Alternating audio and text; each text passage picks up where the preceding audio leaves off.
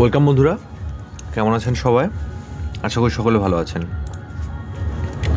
আজকে আমরা দেখব মজিলা ফায়ারফক্স থেকে আপনার যে কোনো বুকমার্ক এক্সপোর্ট করে কিভাবে আপনি সেই এক্সপোর্ট করা বুকমার্কটি আবার গুগল ক্রোমে আপলোড করতে পারবেন। প্রথমে মজিলা ফায়ারফক্সে আমরা যাব। এখানে ধরেন আমি কিছু ওয়েবসাইট ব্রাউজ করে রাখছি, সেগুলোকে আমি as a favourite list bookmark করে রাখছি। সেগুলোকে আমি চাইলে এখান থেকে গুগল ক্রোমে ট্রান্সফার করতে পারবো। কীভাবে দেখেন, Google Chrome two Google Chrome, অর্থাৎ একটা গুগল ক্রোম প্রোফাইল বা জিমেল লগ ইন করা থাকলে আরেকটা গুগল ক্রোমে লগ ইন করা থাকলে দুইটা আলাদা আলাদা গুগল ক্রোম প্রোফাইলে কিন্তু খুব সহজেই জাস্ট এরকম করে রাইট ক্লিক করে কপি করে আরেকটা গুগল ক্রোম প্রোফাইলে গিয়ে ওখানে এরকম করে পেস্ট করে দিলে কিন্তু চলে আসে, এখানে অ্যাড হয়ে যায়। কিন্তু সমস্যাটা হলো অন্য ব্রাউজারের ক্ষেত্রে, অর্থাৎ আপনি যদি গুগল ক্রোম টু ফায়ারফক্স অথবা ফায়ারফক্স থেকে গুগল ক্রোমে নিতে চান তখন একটু সিস্টেমে নিতে হয়, এত সহজে নেওয়া যায় না। তো ধরেন আমি একটা ফর এক্সাম্পল টিউটোরিয়াল পারপাস যে কোনো বুকমার্ক আপনি নিতে পারবেন। আমি চাচ্ছি শুধু এই বুকমার্কটা নিতে।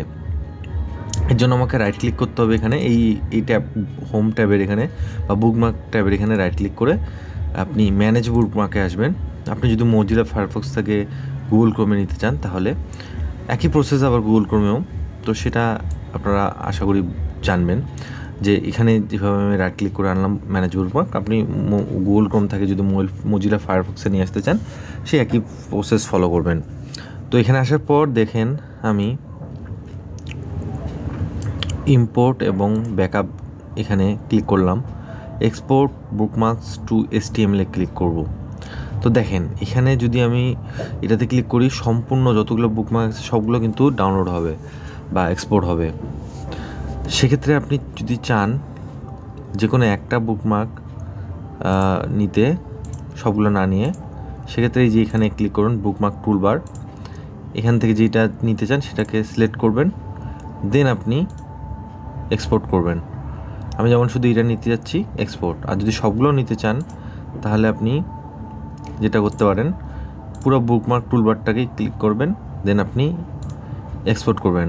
আমি শুধুমাত্র এইটা নিতে যাচ্ছি, যেহেতু এইটা নিতে যাচ্ছি সেহেতু এটাতে আমি সিলেক্ট করলাম, এইভাবে করে সিলেক্ট করে আমি এখানে ক্লিক করে এক্সপোর্ট HTML দিলাম। তো আমার লোকেশনটা হলো ডাউনলোডে আমি সেভ করব। তো এটা সেভ অলরেডি হয়ে গেছে, এখন আমি এটা ক্লোজ করলাম। তো প্রথমে আমি আরেকবার দেখিয়ে দিই আমার বুকমার্কটিতে কী আছে ফর এনশিওরনেস। দেখেন আমার এখানে একটা খালি ইউটিউবের ভিডিও আমি বুকমার্ক করে রাখছি। তো এখন আমি আমার গুগল ক্রোমে যেখানে নিতে যাচ্ছি সেখানে আসব। তো ধরেন আমি আমার এই প্রোফাইলে নিতে যাচ্ছি, তো এখানে আমি এখন আপলোড দেবো। আগে দেখি ডাউনলোড কোথায় হয়েছে, ডাউনলোড ফোল্ডারে যাব। এখানে আসার পর দেখবেন আমার যে বুকমার্কটা ডাউনলোড হয়েছে 60 কিলোবাইট। তো এখন আমি এটা এখানে আপলোড কীভাবে দেবো, এখানে ক্লিক করবেন 3 ডট মেনুতে, অথবা রাইট ক্লিক এখানে করলেও হয়। এই যে বুকমার্ক ম্যানেজার এখানে ক্লিক করবেন। এখানে আসার পর আপনি দেখবেন এখানে অ্যাড নিউ বুকমার্ক, না এখানে না, আপনি এখানে 3 ডটে ক্লিক করে ইম্পোর্ট বুকমার্ক ক্লিক করবেন। এখন আপনার ফাইল লোকেশনটা এখান থেকে সিলেক্ট করে ওপেন করবেন, দেন দেখেন এই যে ইম্পোর্টেড এখানে চলে আসছে, এই যে মজিলা ফায়ারফক্স থেকে ইম্পোর্টেড হয়েছে। আমি যেটা দেখতে পাচ্ছি সবগুলাই বুকমার্কই কিন্তু একবারে ইম্পোর্ট হয়েছে। আমি শুধুমাত্র এই ইউটিউব প্লে লিস্টটা চেয়েছিলাম।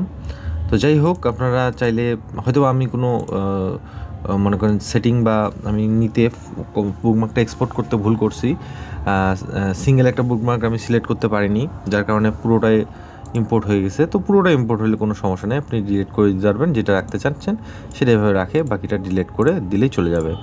হ্যাঁ, তো এই হলো বিষয়। তো আজকে টিউটোরিয়ালটি এই পর্যন্ত ছিল বন্ধুরা। আমি এখন ডিলিট করে দিলাম কারণ আমার লাগবে না, আপনাদের দেখানোর জন্য আমি টিউটোরিয়ালটি তৈরি করার জন্য এই বুকমার্কটি করলাম। তো ভালো থাকবেন। যদি আপনারা এখান থেকে হেল্প হন তো অবশ্যই লাইক করবেন এবং চ্যানেলটিকে সাবস্ক্রাইব করে রাখবেন এরকম টিউটোরিয়াল পাওয়ার জন্য। ধন্যবাদ।